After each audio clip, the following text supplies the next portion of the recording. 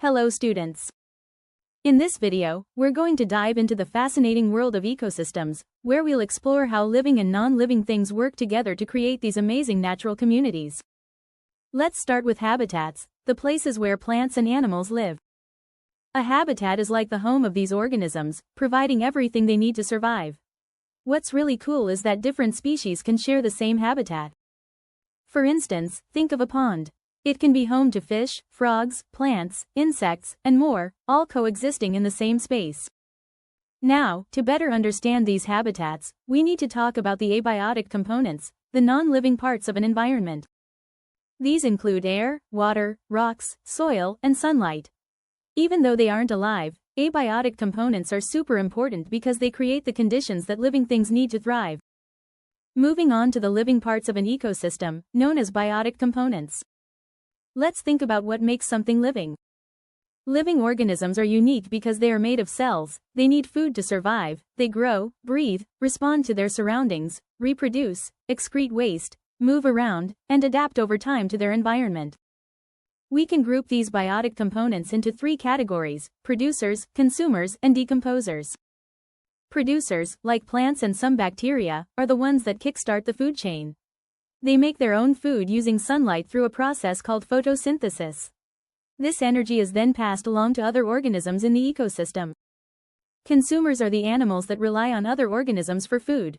They can't make their own energy, so they eat plants or other animals to get what they need. This creates a big, interconnected food chain, where each organism depends on another for survival. Decomposers, like bacteria and fungi, play a crucial role in recycling nutrients. They break down dead plants and animals, returning valuable nutrients back into the soil, which helps new plants grow and keeps the ecosystem healthy. In any ecosystem, living things interact in different ways. These interactions include competition, predation, and symbiosis.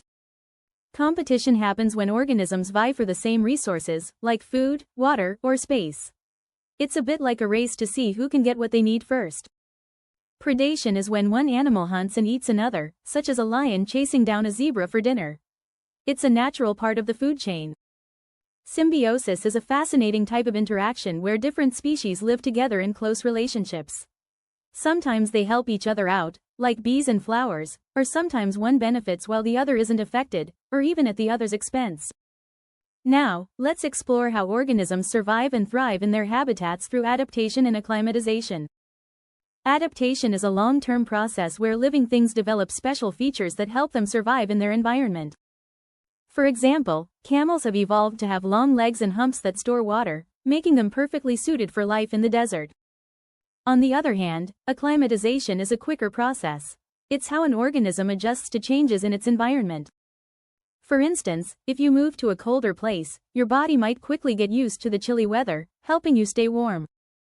So, remember, all these different components, both living and non-living, work together in ecosystems to create balanced, thriving environments that keep our planet healthy. Now here's a fun question for you. What do we call the place where plants and animals live? Share your answer in the comments. The complete curriculum for Class 6 is available on our channel. Check out all the links provided in the description below.